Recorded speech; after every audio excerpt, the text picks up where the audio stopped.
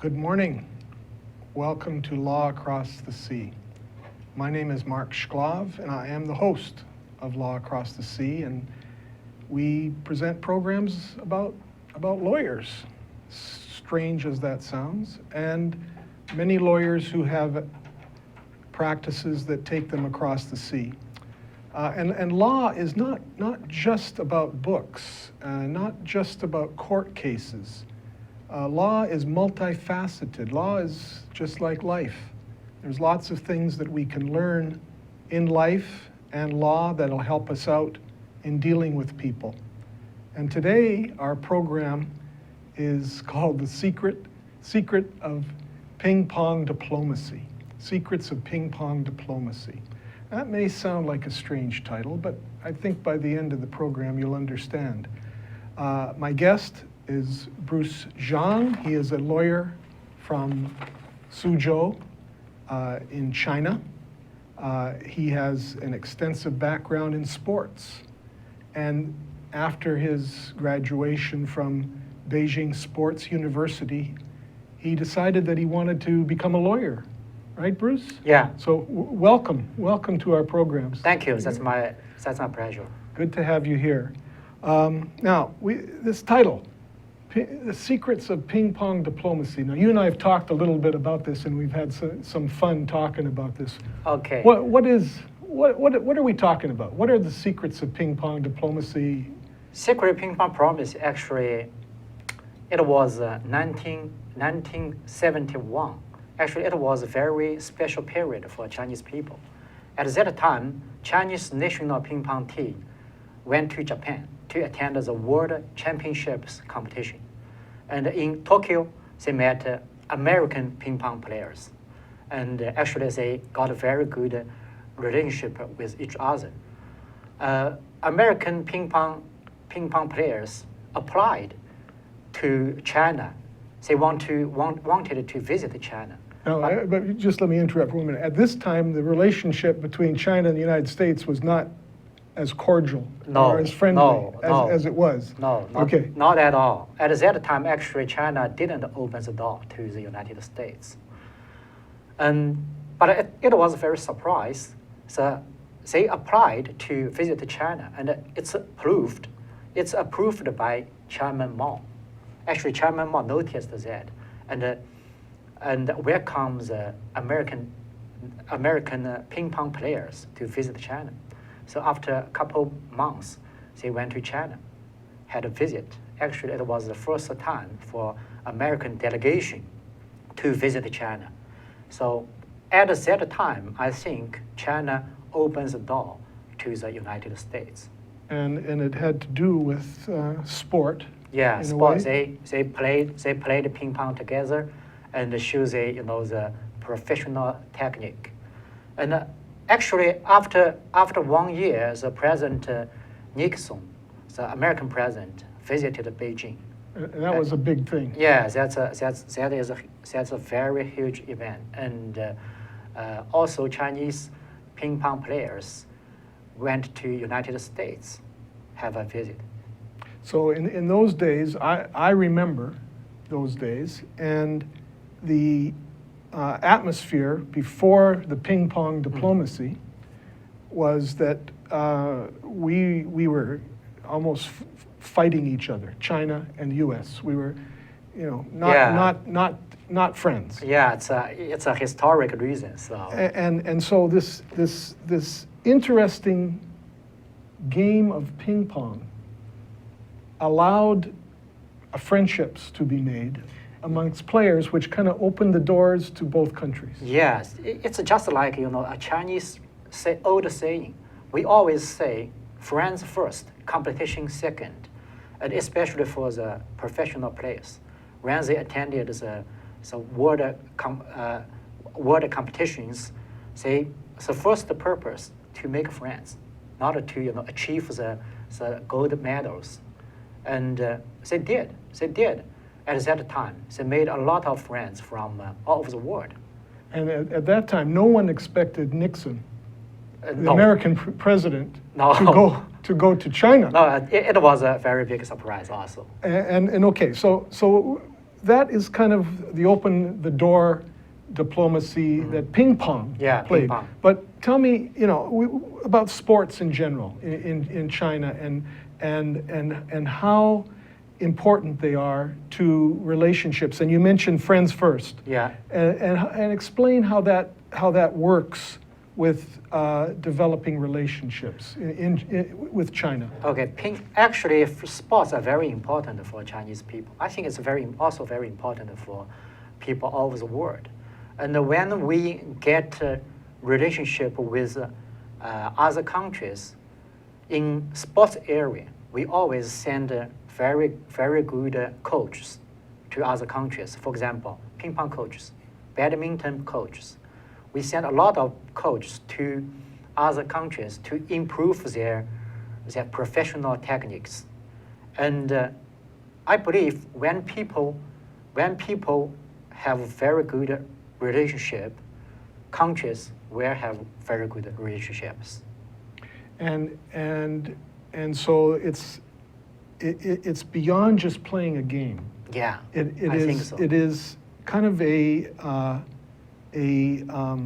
underlying way to make friends that's not out there as active diplomacy, if you will, but it's kind of underneath where you learn to be a friend through the sports. Mm-hmm. And then what follows is maybe development, the economy, or Right. more relationships that are not necessarily sports, but they help develop the economy, they help develop the country. Yeah, I think from individual friendship to business friendship, also to diplomacy friendship. It's like take steps, step by step. And in the step-by-step process, China progressed in a way also from that first ping pong visit. Yeah. And seemed to open its doors more and more. And that also helped with the development of law, right? Yes. In China. Yeah. How did that progress? When we have activities with people from other countries, I think law is very important because every country has a different law. So in every country we should follow the different laws, and when we get the relationship more and more, so law definitely will be involved. But the sports is the common factor. The sports is the thing that brings everybody together. Just like the ping pong diplomacy, the sports gives you something that everybody can talk about, right? I mean, when you've traveled a lot in the United States, and you've seen various types of sports activities, and you've met a lot of lawyers. Yes. And do you have occasion when you do that to talk about the different sports, or in China and in the United States? Yeah, we talked a lot, especially the basketball and soccer. Okay. We have a very famous basketball player, Yao Ming. Yeah, he was a successful basketball player in United States. I think he was drafted in 2002 as a #1 player by NBA, and he had a very successful career in United States. And by the way, today's his birthday. Today's birthday? Today is his birthday. Oh, I heard it on the news as I was coming to work. Okay. Actually, a couple days ago, he became a member of Hall of Basketball of Fame. It's a very great honor for him. And he's very young. Yeah, very young. Very young. Just 34, 33. What is he doing now? What is his position in China? Now he is kind of a businessman. He is the boss of a CBA basketball club. China Basketball Association. Okay. Right. And this club is located in Shanghai, and he is Shanghainese. So he's the boss of the club, and also he invested lots of companies, and also by some stock market. So through sports, he has done many things. Yes. And I'm sure he has lots of lawyers that work for him, right? Definitely, definitely. He has a very good reputation in China, so it's easier for him to develop his business in China. And also he has a team, including some lawyers, to deal with some legal issues for Okay. him. Now, just curious, does he have his own private company, or does he use law firms, and does he have in-house lawyers? Do you know? I think he has his own companies, not only one. I think several, and he's a shareholder of some listed companies, and he has a team called Yao team, and including some attorneys. And that's like an economic development Right. team Right. for just him. I see. just work for him, I see. It's a kind and of also private. also including some American attorneys. Really? Yeah, I think so. Okay. Wow. So he's been very successful, and it's meaningful in China Very successful. for somebody like that who made it in the United States. Right. You know, I guess sports seem to be important in Yeah. China. Yeah. Is that right? Yeah, actually, he achieved the reputation in United States, and affect the Chinese people, and sports are very important for Chinese people. Is there, like, when the Chinese children are growing up, are they required to take sports in school, or are they? Yeah, it is required from one grade. First grade. First grade. Yeah. And is it just general sports or all types of sports? General sport, including general sports, also including some basketball and soccer. You can choose. Okay. Now, and is this a new requirements, or has this been Chinese culture for a long time, or with respect to sports? And has it always been important, or is it something that's relatively new? I think it was required long ago, and it's like a traditional, because we also have very lots of traditional Chinese sports. Like what? Like martial arts. Okay. Tai Chi, something like that, and Okay. also dancing, Chinese dancing, very traditional, and most of Chinese people have a habit to practice the one kind of sports. Okay. Now, one thing you mentioned is that Mao Zedong Mhm. was supportive of ping pong diplomacy. Yeah. Did he have a philosophy about sports also? Did he have a feeling or about I that? think he was very good at swimming. Yeah, he used to swim across the Yangtze River. It's the biggest river in China. I think it's the third biggest river all over the world.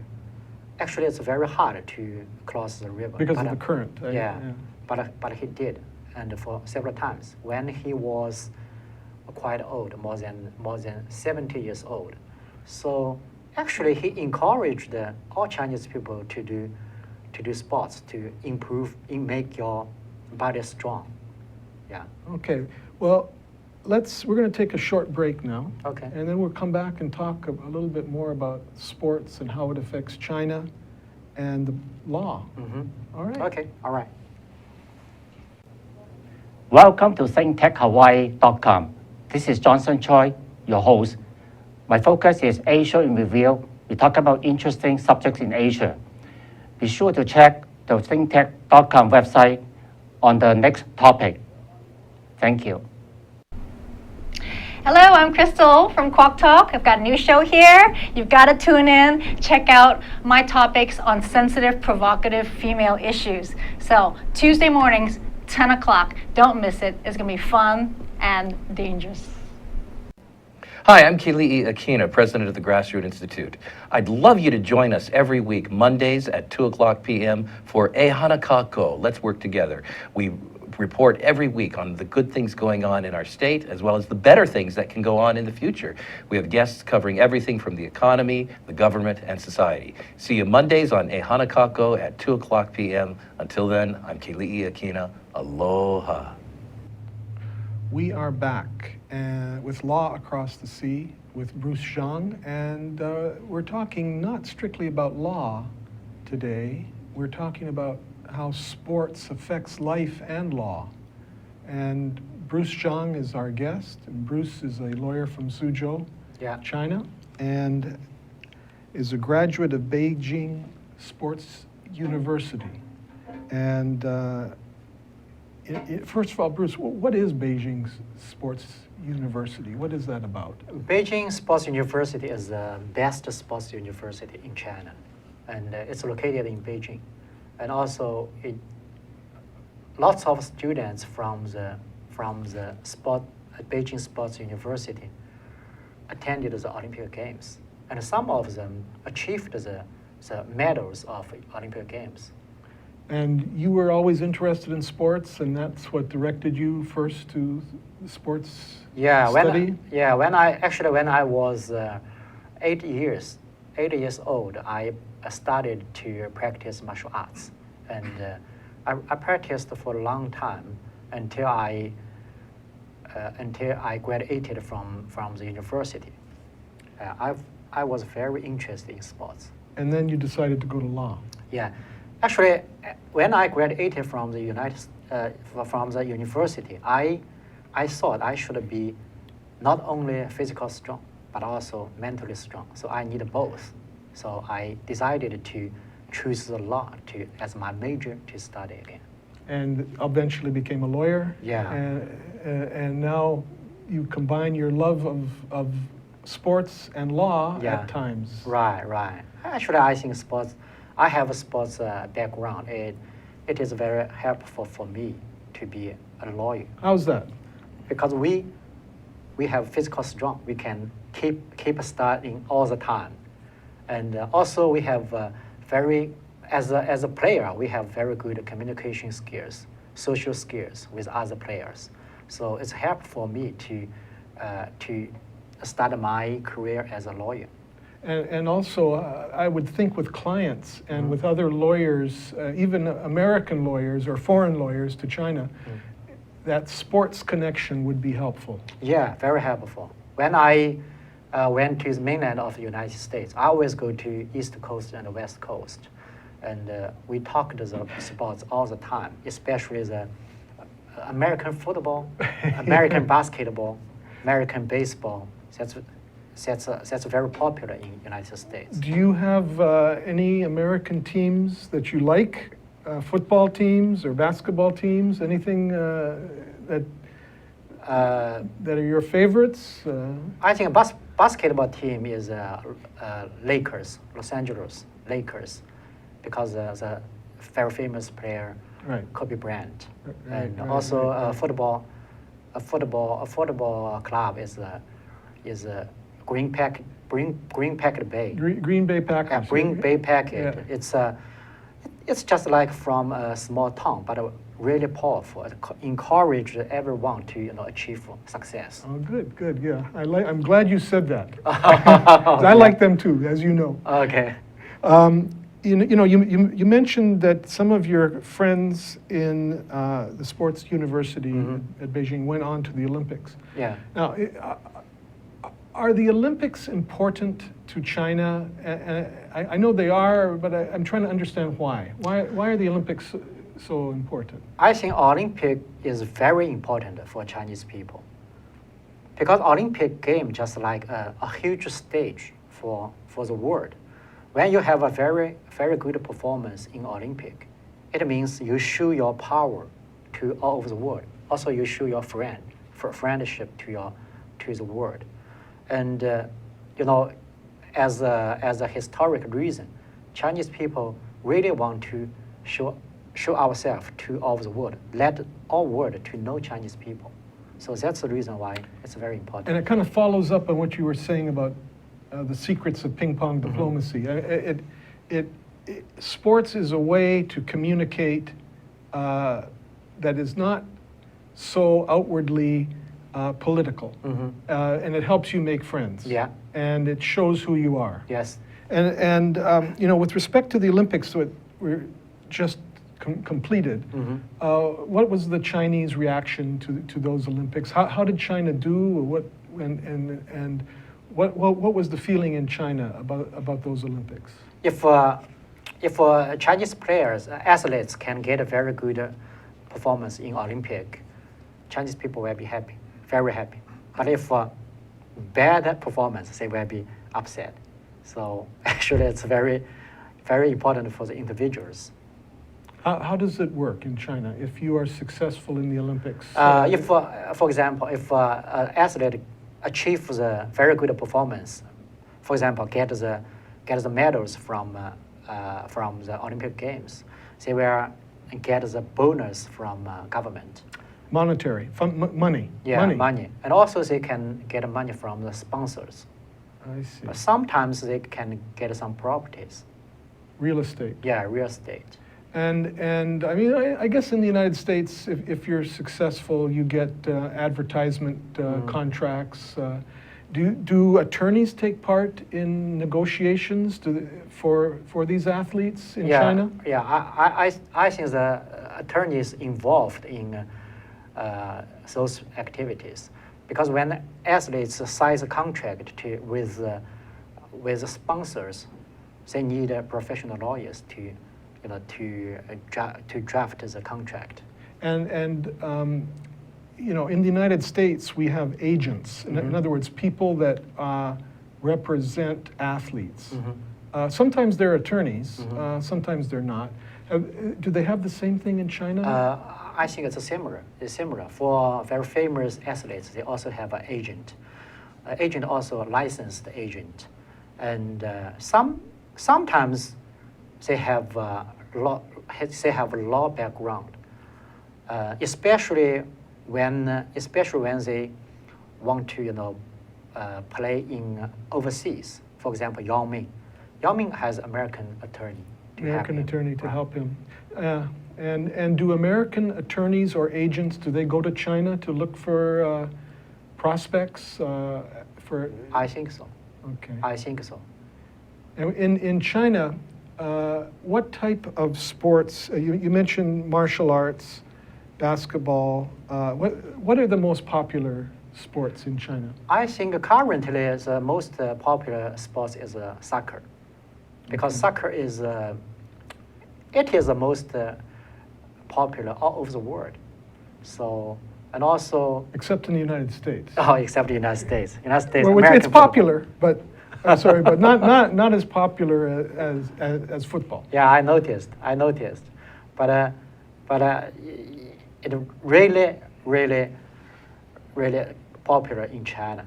Soccer, and again, that goes along with the secrets of ping pong diplomacy. I mean, when you said soccer's most popular all around the world, there's another connection there for Chinese all around the world.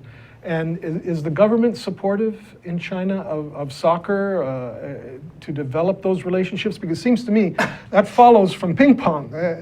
From the ping pong diplomacy, you can have soccer diplomacy. Yeah, I think for two different countries, we use different ways. For United States, we have ping pong diplomacy, but for other countries, maybe the badminton, or sports, or other sports, or basketball.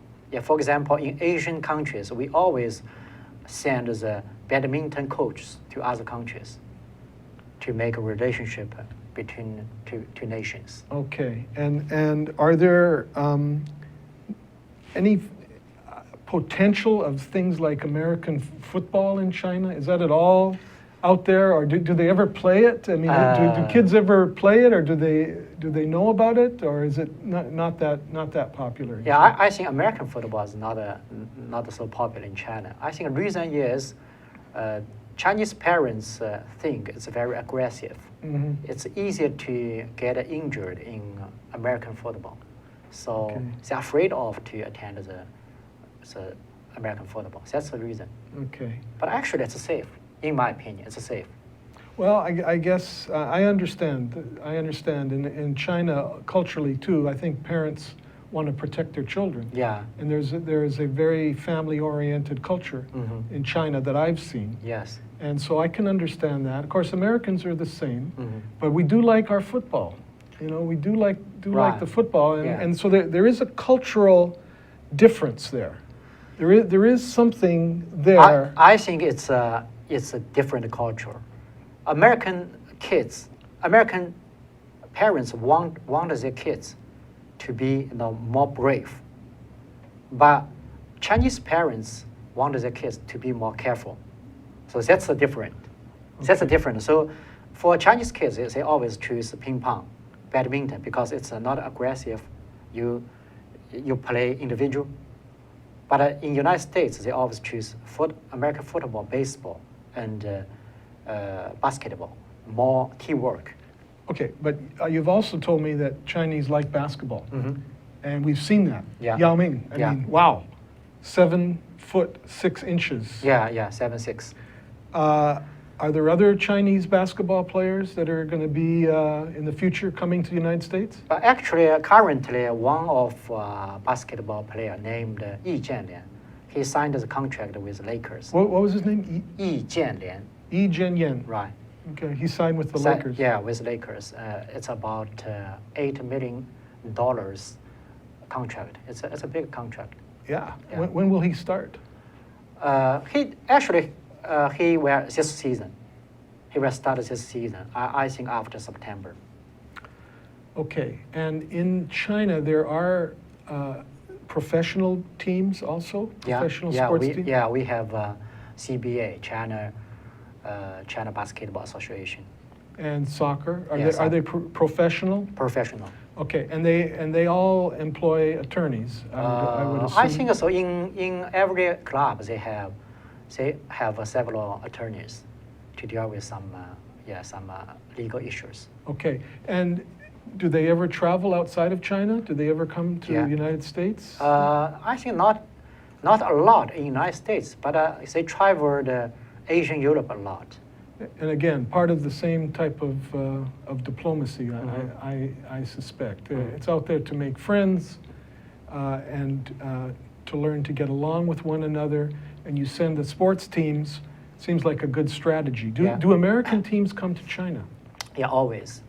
The popular is basketball player. They have a summer break, and in summer break, usually they will go to United States. Of course, one reason is for the sponsors. They want to help sponsors to do advertisement, and another mean is it is popular in China. So effective Chinese people, especially Chinese kids. So, in other words, it goes both ways. The ping pong diplomacy has China Mhm. and United States both thinking along the same way. Right. We're going to use sports to help develop relationships, Yeah. friendships, Mm. and guess what? We get lawyers involved along the way also, which is something good. Yeah. Now, we're going to close right now, but Mhm. before we do, would you mind showing me? I know you're a Tai Chi expert. Yeah. I Practice for a long time. I don't want to put you on the spot, but could Okay. you show me? Okay, I just sit here, show you. Sit there and show me a Tai Chi. Okay.